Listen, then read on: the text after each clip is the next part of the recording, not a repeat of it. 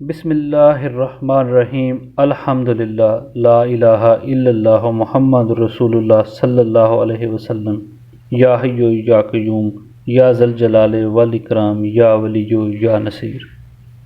یہ سن 2011 یا 2012 عیسوی کی بات ہے کہ جب میرے ذی شعور میں اس بات نے گر کر لیا کہ کسی اللہ کے بندے کی نسبت اختیار کر لی جائے۔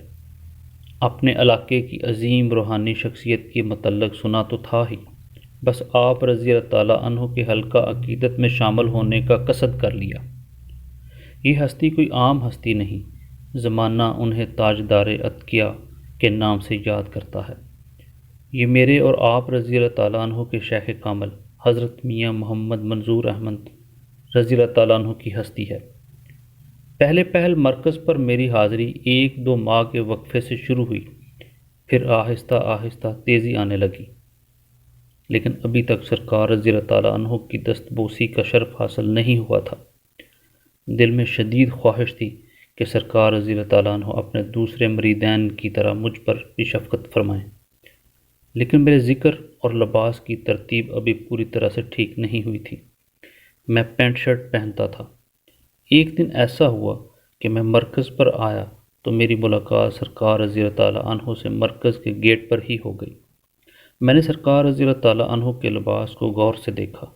سرکار رضی اللہ تعالیٰ عنہ آسمانی رنگ کی شلوار اور خاکی قمیض زیبتن کیے ہوئے تھے، سر مبارک پر کالے رنگ کا عمامہ باندھے ہوئے تھے۔ میں نے نیت کر لی کہ آئندہ جب بھی مرکز پر آنا ہے آسمانی لباس میں آنا ہے۔ چند دن بعد مرکز پر حاضری کا شرف حاصل ہوا۔ اب میرے ذکر بھی ٹھیک ہو گئے تھے، یعنی جس ترتیب سے سرکار رضی اللہ تعالیٰ عنہ نے بتایا تھا خوب ذکر کرنا شروع ہو گیا تھا۔ میں گھر سے دل میں تمنا لیے نکلا تھا کہ سرکار آپ رضی اللہ تعالیٰ عنہ ہی نے مجھے ٹھیک کرنا ہے۔ ابھی سرکار رضی اللہ تعالیٰ عنہ کی خدمت میں بیٹھا ہی تھا کہ سرکار رضی اللہ تعالیٰ عنہ فرمانے لگے کہ بندے نے اپنے آپ کو ذکر کی مدد سے خود ٹھیک کرنا ہوتا ہے۔ اب یہ معاملہ تو حل ہوا۔ سرکار رضی اللہ تعالیٰ عنہ دوسرے عقیدت مند حضرات سے مخاطب ہو کر انہیں ذکر کی تلقین کرنے لگے اور میری طرف اشارہ کر کے فرمایا کہ یہ ہے ہمارا دوست، آپ لوگوں نے اس کی طرح ذکر کرنا ہے۔ بتاؤ ذیشان کیسے ذکر کرتے ہیں؟ میں نے ذکر کی ترتیب بتائی تو سرکار رضی اللہ تعالیٰ عنہ بہت خوش ہوئے، مجھے اپنے پاس نشست دی اور خوب شفقت فرماتے ہوئے مجھے رخصت کیا۔ میرے دل کی تمام حسرتیں پوری ہو گئیں اور میں نے آپ رضی اللہ تعالیٰ عنہ کی دستبوسی کی۔ الحمدللہ، ماشاء اللہ، لا قوت الا باللہ۔ یہ واقعہ سن 2013 عیسوی کا ہے۔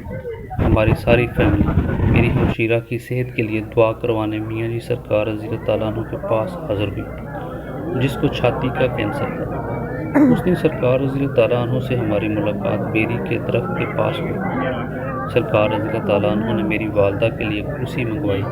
ہم نے دعا کے لیے عرض کی تو سرکار رضی اللہ تعالیٰ عنہ فرمانے لگے، اس وقت تو مجھے آپ رضی اللہ تعالیٰ عنہ کی والدہ کی صحت ٹھیک نہیں لگ رہی، حالانکہ میری والدہ اس وقت بالکل ٹھیک تھی، ان کو کسی قسم کی کوئی بیماری نہیں تھی۔ آپ سرکار رضی اللہ تعالیٰ عنہ نے فرمایا، میں ان کے لیے دعا کر دیتا ہوں، اللہ ان پر رحم فرمائے۔ خیر ہم گھر واپس آ گئے۔ 2-3 دن کے بعد میری والدہ کی طبیعت واقعی خراب ہونے لگی۔ ہم انہیں ٹریٹمنٹ کے لیے لاہور لے گئے، لیکن افاقہ نہ ہوا۔ 1 ماہ بعد میری والدہ فوت ہو گئی۔ یہ ہے اللہ کے مقرر بندے کی فراست۔ مجھے میری والدہ کی بیماری کے بارے میں پہلے خدا خبر کرتا اور ان کے لیے دعا فرماتا۔